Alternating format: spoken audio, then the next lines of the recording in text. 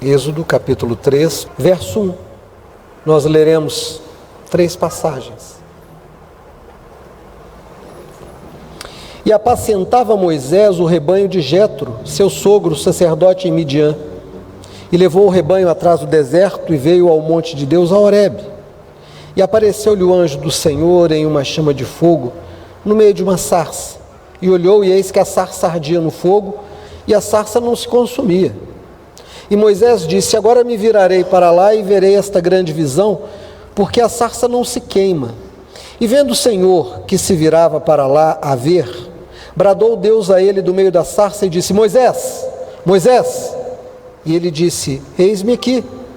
E disse: não te chegues para cá, tira os teus sapatos de teus pés, porque o lugar em que tu estás é terra santa. Disse mais: eu sou o Deus de teu pai, o Deus de Abraão, o Deus de Isaque e o Deus de Jacó. E Moisés encobriu o seu rosto, porque temeu olhar para Deus. E disse o Senhor: tenho visto atentamente a aflição do meu povo que está no Egito, e tenho ouvido o seu clamor por causa dos seus exatores, porque conheci as suas dores. Portanto, desci para livrá-lo da mão dos egípcios e para fazê-lo subir daquela terra a uma terra boa e larga, a uma terra que mana leite e mel, ao lugar do cananeu, do eteu e do amorreu, e do ferezeu, e do eveu e do jebuseu. E agora, eis que o clamor dos filhos de Israel chegou a mim, e também tenho visto a opressão com que os egípcios os oprimem. Vem agora, pois, e eu te enviarei a Faraó para que tires o meu povo, os filhos de Israel, do Egito. Então Moisés disse a Deus: quem sou eu que vá a Faraó e tire do Egito os filhos de Israel? E Deus disse: certamente eu serei contigo. Isto te será por sinal de que eu te enviei. Quando houveres tirado este povo do Egito, servireis a Deus neste monte. Então disse Moisés a Deus: eis que quando vier os filhos de Israel e lhes disser: o Deus de vossos pais me enviou a vós, e eles me disserem: qual é o nome dele? Que lhes direi? E disse Deus a Moisés: eu sou o que sou. Disse mais: assim dirás aos filhos de Israel: eu sou, me enviou a vós. E Deus disse mais a Moisés: assim dirás aos filhos de Israel: o Senhor, o Deus de vossos pais, o Deus de Abraão, o Deus de Isaque, o Deus de Jacó, me enviou a vós. Este é meu nome eternamente, e este é meu memorial de geração em geração. Vai, ajunta os anciãos de Israel e diz-lhes: o Senhor, o Deus de vossos pais, o Deus de Abraão, de Isaque e de Jacó, me apareceu dizendo: certamente vos tenho visitado e visto o que vos é feito no Egito. Portanto eu disse: far-vos-ei subir da aflição do Egito à terra do cananeu e do eveu e do amorreu e do ferezeu, do eveu e do jebuseu, a uma terra que emana leite e mel. E ouvirão a tua voz, e irás tu e os anciãos de Israel ao rei do Egito, e dir-lhe: eis, o Senhor, o Deus dos hebreus, os encontrou. Agora, pois, deixa-nos ir caminho de 3 dias para o deserto, para que sacrifiquemos ao Senhor nosso Deus. Irmãos, eu quero ler com vocês de novo o último verso, o 18. E ouvirão a tua voz, e irás tu e os anciãos de Israel ao rei do Egito, e dir-lhe-eis: o Senhor, o Deus dos hebreus, nos encontrou. Agora, pois, deixa-nos ir caminho de 3 dias para o deserto, para que sacrifiquemos ao Senhor nosso Deus. Amém. Romanos capítulo 8, verso 14. Porque todos os que são guiados pelo Espírito de Deus, esses são filhos de Deus. Porque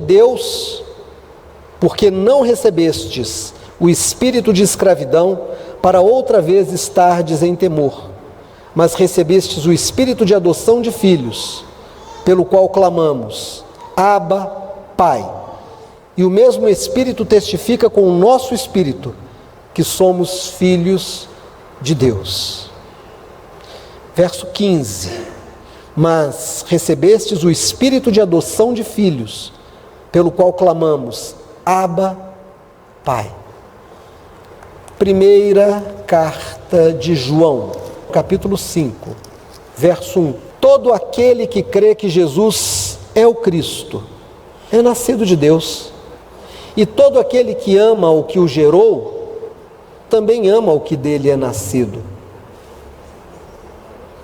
De novo, todo aquele que ama o que o gerou, também ama o que dele é nascido. Amém.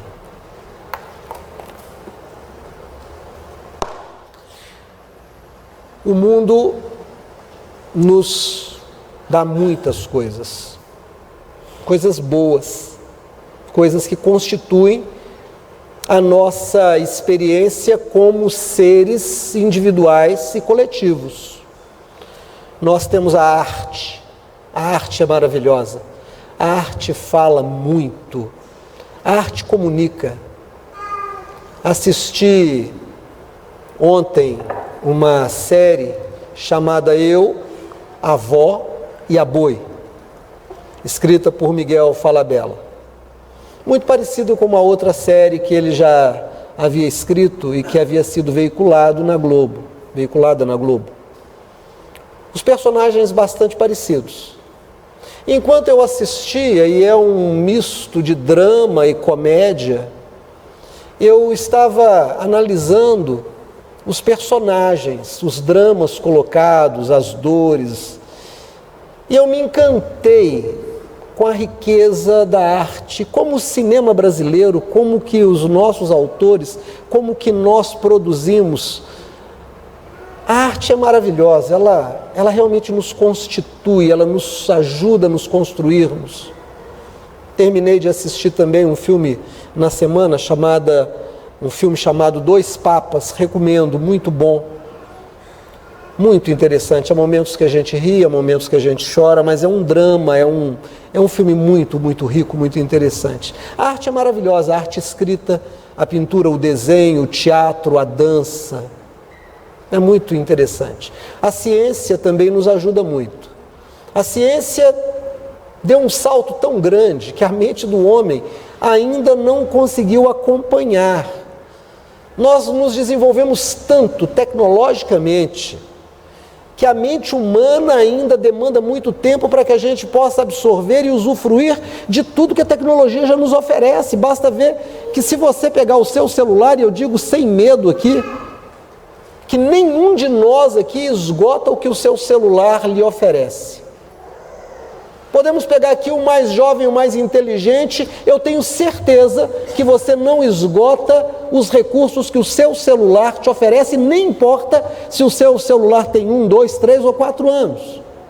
Se for dos mais novos, então, a certeza é ainda mais forte.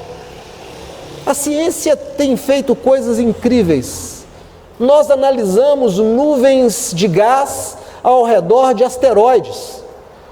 Mandamos máquinas no espaço que viajam durante anos, colhem parte dos gases, do solo, dos asteroides, dos planetas e mandam mensagens para cá com análise. Sabemos o que tem lá, sabemos se já teve água, se não teve.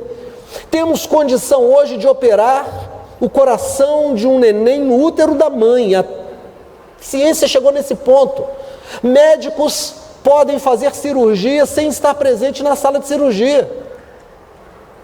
Está do outro lado do mundo coordenando uma cirurgia extremamente complexa, de alto risco, e ela tem sucesso porque a tecnologia nos permite isso. É incrível. Alguém disse para mim que ficou desatento dirigindo o carro, olhou para trás para ver as crianças e pum, bateu no carro da frente. Temos recurso hoje do carro que é inteligente, que diante de uma possibilidade de colisão ele freia sozinho. Já existe esse recurso.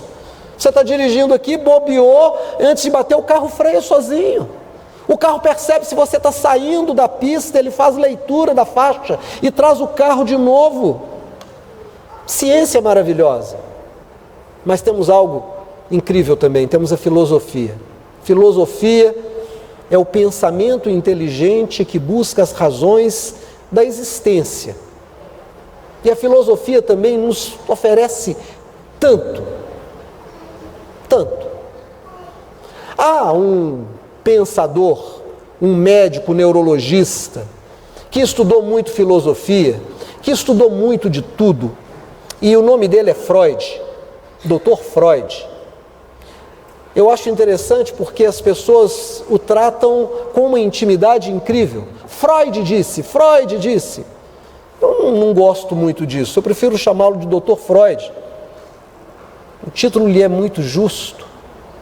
E Dr. Freud disse uma coisa interessante, ele disse: o homem inventou Deus. O homem inventou Deus. Porque diante dos perigos da existência, da incerteza do que é a morte, do que ele vai encontrar ali, o homem se sentiu desamparado e ele busca uma referência na memória de quando ele era neném e na fragilidade de quem não podia se lavar, se limpar, não podia comer sozinho, não tinha como se proteger, se vestir, não conseguia dormir sozinho, que precisava de proteção.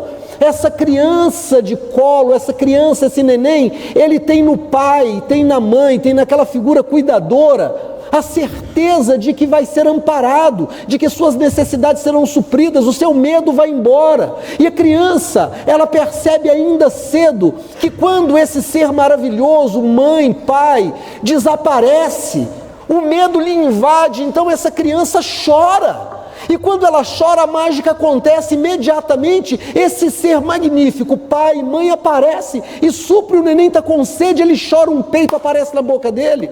O neném se suja, faz cocô, faz xixi, chora. A mágica acontece, alguém vem e ele fica limpinho. Se ele está com frio, ele geme e alguma coisa acontece, aquele ser mágico aparece e lhe enrola num paninho, e ele sente o calor novamente. Então, quando nós crescemos e não temos mais esse cuidador, essa cuidadora tão próximo, nós nos damos conta da nossa fragilidade. Nós nos damos conta do perigo que a vida oferece. E queríamos ter alguém que nos amparasse, queríamos ter alguém que nos consolasse, alguém que nos colocasse no ombro e batesse na nossa costa, dizendo: olha, vai passar. Não fica assim. Alguém que nos embalasse e dissesse: dorme, eu estou aqui vigiando você. Alguém que colocasse a comida na nossa boca e dissesse: amanhã vai ter comida também, não se preocupe, olha, pode atravessar a rua, eu vou segurar a sua mão, eu estou aqui com você. E esse ser que cresceu e que já não é mais neném, não tem essa figura. Então Freud vai dizer, diante disso, diante da incerteza do que é a morte, mas a certeza de que a morte chegará, o homem então constrói para si a ilusão de Deus. Deus Todo-Poderoso. Um Deus que me consola, um Deus que me ampara, um Deus que me protege, um Deus que me supre. Deus é então o fruto da necessidade do homem.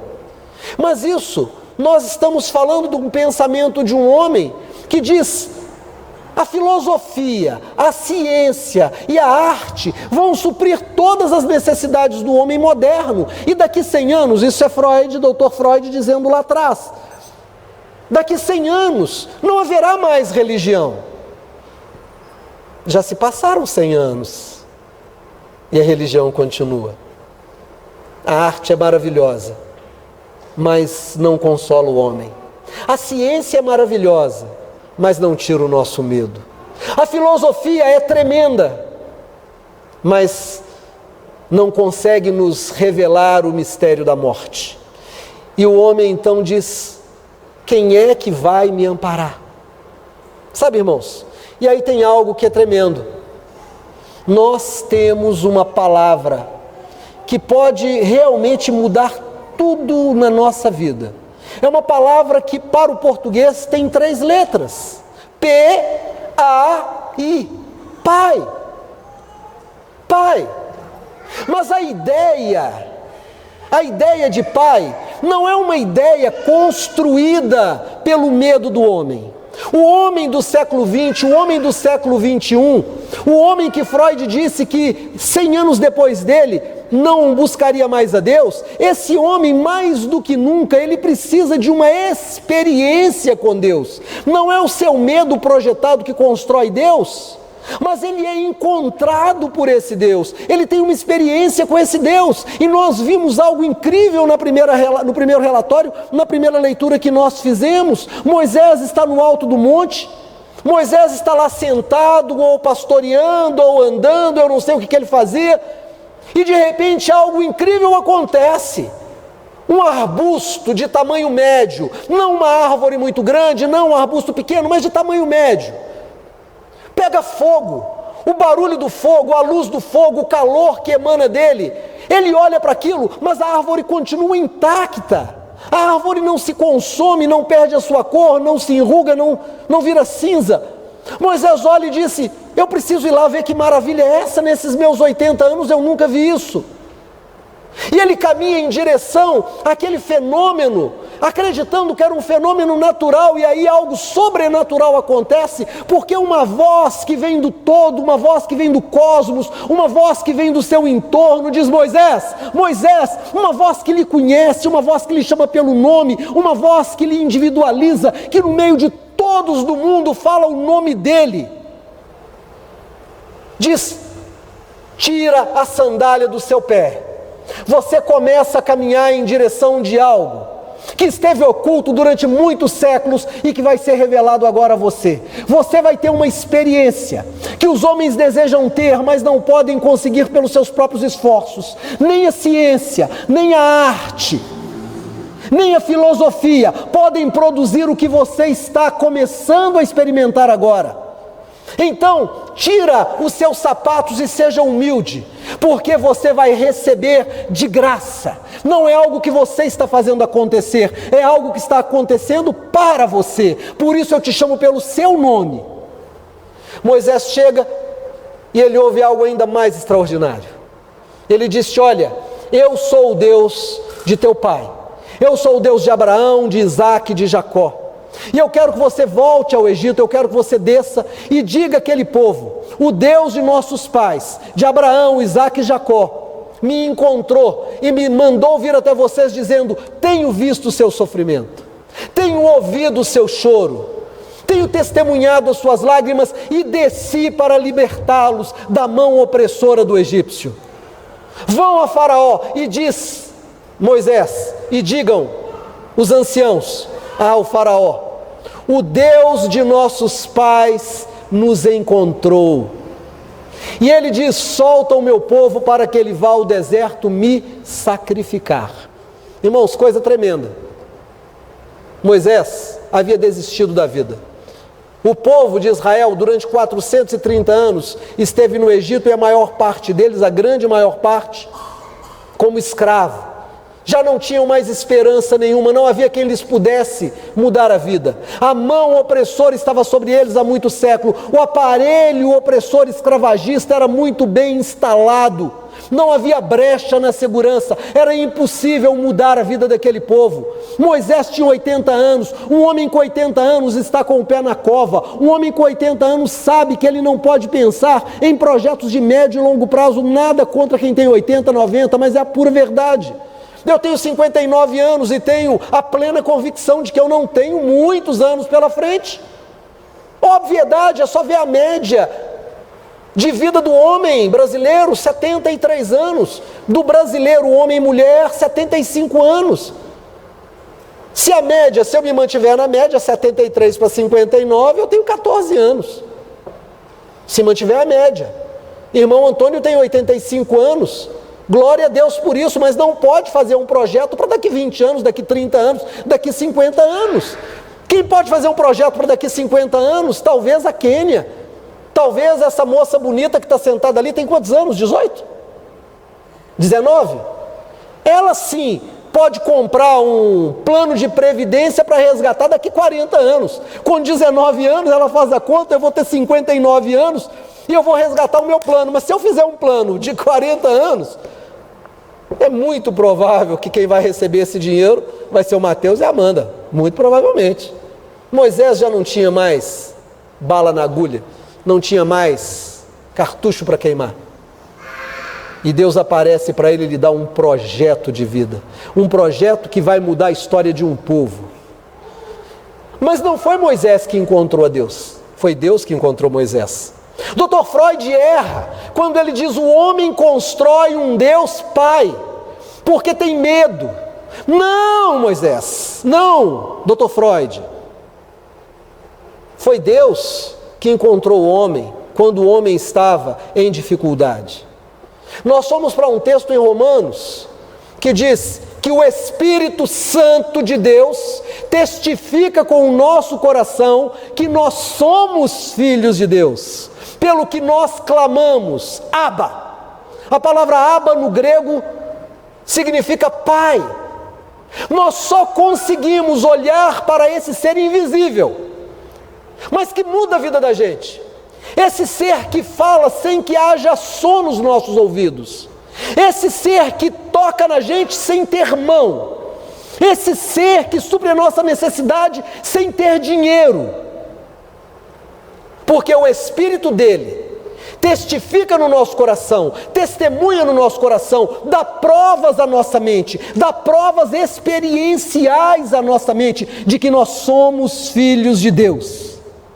Como é que eu tenho experiências com Deus? A primeira experiência que eu tenho com Deus é quando eu sou consolado misteriosa e maravilhosamente. Quando eu não tenho mais uma razão de viver, quando há uma tristeza e de repente há alguma coisa que vem no meu coração e diz: Deus olha por você. Há um pensamento, há algo que vem em mim e diz: eu estou contigo por onde quer que fores. Se passares pelo fogo não te queimarás, se passares pela água não te afogarás, porque eu estou contigo, eu sou o Senhor teu Deus. É uma convicção que não vem de fora para dentro, é alguma coisa que brota no nosso coração. Eu não sei se você já teve a experiência de ver uma fonte de água. Eu não sei se você já viu na terra um lugar onde a água borbulha saindo da terra. É lindo, é maravilhoso e às vezes é aquela coisa pequenininha. Irmão, se você for o começo do Rio São Francisco, ele é um riachozinho, pequenininho, e borbulha de água.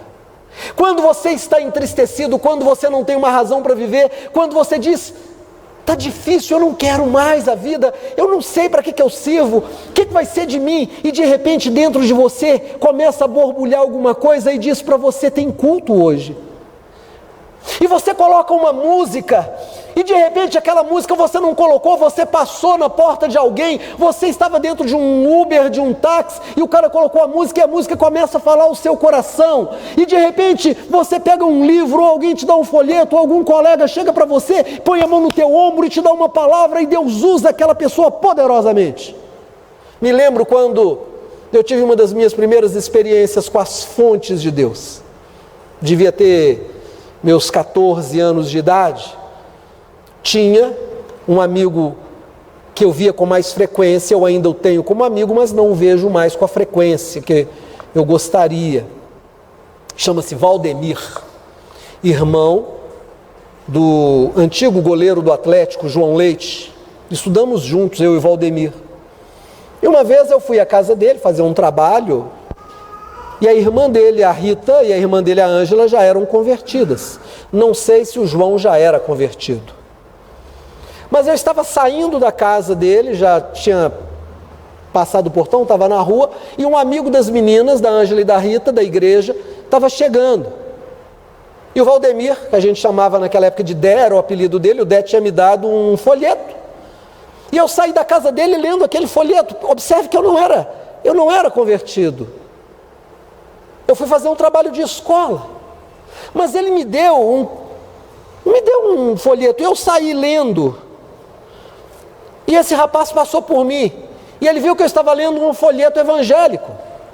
Ele olhou para mim e disse assim: isso aí, cara, vida nova em Jesus.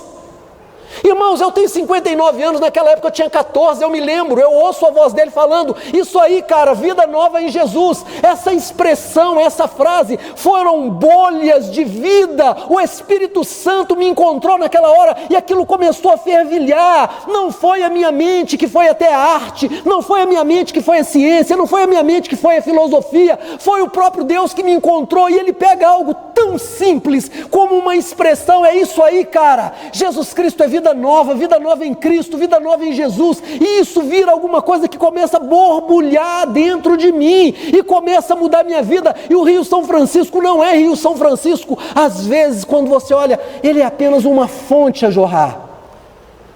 O Espírito Santo testifica com o nosso coração de que nós somos filhos de Deus. Deus nos encontra no nosso deserto, Deus nos encontra na nossa dor, Deus nos encontra no nosso sofrimento. Ele vê o nosso sofrimento, Ele ouve o nosso choro, Ele quer enxugar as nossas lágrimas. Ele sai de onde Ele está, do seu trono. Eu não sei onde é o trono de Deus, eu acho que o universo é o trono de Deus, mas Ele sai e vem encontrar, e Ele fala Ademir, Ele fala Bete, Ele fala Eduardo, Ele fala Gustavo, Ele fala Meire, Ele fala Patrícia, Ele fala o seu nome. Naquele momento é a sua experiência. Deus não está mais falando com todo mundo, Ele está falando com você. As fontes da vida eterna borbulham para você. Amém. Irmãos, que coisa maravilhosa. E aí você descobre que Deus não está longe, que Deus está muito perto da gente. E você descobre que Deus não é um ser distante, não é um ser frio, não é um ser apático, mas Ele é Pai, porque o seu Espírito testifica no seu coração que você é nascido de novo, que Ele quer ter comunhão de Pai com você. Eu não sei qual é a sua experiência com o seu pai, eu não sei qual é a sua experiência com o seu filho. Eu vou arriscar dizer que muitos de nós não têm uma boa, profunda e amorosa experiência com seus pais. Posso falar por mim. Amo meu pai, mas não tenho intimidade com ele. Intimidade se constrói ao longo de anos. Intimidade é a gente deitar no colo. Intimidade é a gente abrir o coração. Intimidade é você ser repreendido e às vezes até apanhar, e antes de ir chorando para o quarto, ele diz assim: vem cá me dar um beijo, sabe que eu te amo, né? Estou te corrigindo porque eu te amo. Intimidade é a gente sentar no domingo e almoçar junto e rir da mesma piada que a gente ouve há 10 anos, há 20 anos. É ouvir os mesmos casos e querer ouvir de novo. Intimidade é a gente saber que ele gosta de doce de figo e comprar doce de figo para ele. Intimidade é o seu pai passar por você e balançar a sua cabeça, e você já tem 50 anos, ele diz: meu menino. E quando a gente não tem a experiência da intimidade com o pai, a gente carrega a falta a vida inteira. A vida inteira fica um buraco, fica um vazio. A vida inteira fica um sofrimento, um choro não chorado. E ainda que você crie pontes, ainda que você viva junto, ainda que você construa muita coisa, aquela lacuna não se fecha, porque passou o tempo dela. A gente tem que construir. Sabe, irmãos, se Deus é Pai, nós precisamos construir intimidade com Ele. Eu não estou falando só da oração, eu estou falando de vir à casa do Pai, de cuidar da casa do Pai, de sentar à mesa com Ele, de ouvir as histórias dEle, de contar as nossas histórias para Ele, de receber a repreensão que às vezes a gente recebe, o puxão de orelha, com amor, e saber que Deus está cuidando de nós através daquele puxão de orelha. É receber aquela força dizendo: vai, eu sou contigo. E você diz: mas eu tenho medo. Ele diz: mas eu estou aqui. Há muito tempo atrás, um moço brilhante, casado, pai de filhos, me contou uma história terrível. Viciado em drogas, me disse: olha, quando eu era novo, eu entrei numa competição da escola E eu tinha muito medo do meu pai. Se eu perdesse aquela competição, eu fiquei com medo do que meu pai falaria, o que ele faria comigo. Papai era muito violento. Então alguém me apresentou a cocaína. E para não decepcionar, eu usei a cocaína. E eu agora sou um viciado em cocaína. Eu devo mundos e fundos. Eu estou na mão de traficante. Eu estou doente. Irmãos, o que levou aquele moço à cocaína foi a falta de um pai. Nós temos um Deus que se revela pelo seu Espírito ao nosso coração. Nós somos pai. Não, nós somos filhos. Ele é pai. Ele entra na nossa vida para dirigir a nossa vida e para dizer assim: eu estou contigo, você não precisa de droga, você não precisa passar por um sofrimento, porque eu vou com você, e se você errar, você vai fazer de novo e vai acertar, porque eu vou te ajudar. E se você fracassar, não tem nenhum problema, porque eu vou estar contigo e nós vamos fazer de novo e de novo e de novo até você conseguir, porque eu sou contigo, eu sou teu pai. Sabe, irmãos, às vezes a gente perde a noção de como é maravilhoso a gente estar em comunhão, porque a Bíblia diz para nós, e nós lemos no capítulo 5, no verso 1 da primeira carta de João: todo aquele que ama o que o gerou, também ama o que dele é gerado. Todo aquele que ama o seu pai, ama também os outros filhos do seu pai. Sabe por quê? Porque os outros filhos do nosso pai é nossa família. Então, quando nós nos reunimos em família. A igreja é família, a igreja deve ser família. E é engraçado família, né? Família, às vezes, tem aspectos que não denotam só o amor. Família, às vezes, é cruel, né? Você, desde cedo, foi magrelinha, né? Sempre foi magrinha. E quando você era menininha e magrinha, o seu complexo era magreza. Magreza. Depois você cresce. Chega naquela fase que ganha corpo. Os quadris crescem, os seios aparecem, o cabelo. Você mudou o corpo, mas a marca está lá. Você tem 18 anos, já tem corpo de mulher. Mas o complexo da magreza está lá. Sua irmã ou seu irmão sabe disso. O dia que vocês brigam, ele vira para você e diz assim: magrela, porque sabe que aquilo te dói. Você já sabe que não é magrela mais, mas aquilo dói. Aí você sabe que ele tem complexo de orelha de abano, aquela orelha aberta assim, sabe? Aí você vira para ele e fala: eu sou magrela, mas não sou Dumbo. Você lembra do Dumbo, aquele personagem de um elefantezinho que tem a orelha grande que voa? Família sabe ser cruel. E às vezes não é incomum que juniores, adolescentes e às vezes até jovens, irmãos, saiam no braço. Às vezes o pai e a mãe têm que entrar e separar a briga. E um dia eu vou te pegar. Mas sabe de uma coisa? Passou uma semana, passou 10 dias, passou, sei lá, a gente esquece aquilo. Você está brigado com o seu irmão, você não quer saber dele. Você diz que eu não quero mais, não é mais meu irmão. Aí você passou na rua de baixo, viu que o pessoal da rua de baixo está batendo no seu irmão, você vira leão, você vai lá e bate em todo mundo, é meu irmão. E você defende o seu irmão e defende a sua irmã. Mas você estava brigado, mas não está mais. E se ele sofre um acidente, ou ela sofre um acidente, você corre para o hospital e fica preocupado, precisa tirar sangue, tira aqui, ó, porque nós somos família. Família não se parte, família não vai embora. Irmãos, quem ama Deus e quem teve a revelação no coração de que é filho de Deus e de que Deus é pai, também ama aqueles que têm a mesma experiência, também ama aqueles que estão na mesma igreja, não querem se separar. É tão interessante como que o homem hoje está angustiado. Já há alguns anos eu faço clínica, como psicólogo, como psicoterapeuta. Tenho muitos pacientes que vêm da religiosidade, da tradição evangélica, da tradição católica, da tradição espírita. Tenho muitos. E quase todos são carentes de um pai. quase todos, são religiosos, mas não têm uma relação de intimidade com o seu Deus como Pai. Não deitam no colo de Deus, não conversam com Deus, não riem das histórias de Deus. Você já riu das piadas de Deus? Deus é muito cheio de humor, Deus é muito engraçado. Tem vezes que eu vivo certas experiências que eu olho para o céu e falo, mas o Senhor é muito engraçado.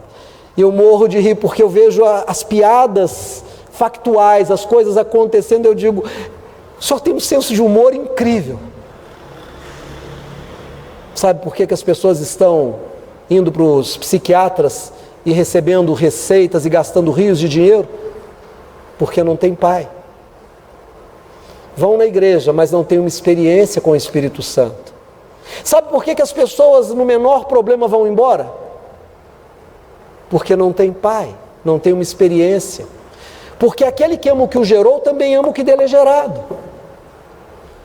É tão interessante, a pessoa sai da igreja e rompe. Não converso mais, não gosto mais, não quero saber. 1 João a gente tem que arrancar da Bíblia. Vamos escrever primeiro a você. Quem tem uma experiência com Deus é um construtor de pontes, é alguém que faz. Essa semana fui tomar café com uma pessoa que já foi aqui da igreja e alguém me perguntou, mas pastor, por que o senhor vai lá tomar café com essa pessoa? Eu, por mim, quer dizer, porque é irmão amado, porque é um irmão amado, porque eu sinto falta, porque eu gosto. Ah, mas não está com a gente, mas está com Deus. Aquele que ama o que o gerou, também ama o que dele é gerado, é meu irmão e vai continuar sendo. Aquele que ama o que o gerou, também ama o que dele é nascido. O Espírito Santo testifica no nosso coração de que nós não somos órfãos, nós não somos bastardos, nós não somos achados como indigentes. Nós somos gerados pelo Espírito Santo de Deus, filhos de Deus. Nós temos um Pai que vai conosco aonde quer que nós formos, um Pai que vai nos consolar, um Pai que vai nos proteger, um Pai que vai nos amparar, um Pai que vai nos dar a direção, um Pai que vai dizer ao inimigo, não toca na minha filha, não toca no meu filho, porque se tocar eu te destruo. E o inimigo pode até rugir para você como um leão, mas quando Deus olha para ele, ele encolhe como gatinho, e ele sabe que ele não pode tocar em você, porque você tem um Pai que anda com você. Deus, que encontrou Moisés no deserto, te encontrou no seu deserto. Eu não sei qual é o seu deserto, mas eu sei que o mesmo Deus, o Deus de Abraão, o Deus de Isaac, o Deus de Jacó, me encontrou e me disse, vai hoje e diz para esse povo, eu conheço o seu sofrimento e eu desci para estar junto com você. Não desanime e não duvide, porque você é muito forte quando você está comigo. Segura na mão de Deus, minha irmã, segura na mão de Deus, meu irmão, e vai, porque a vitória já é sua em nome de Jesus. Amém? Amém. Fique de pé.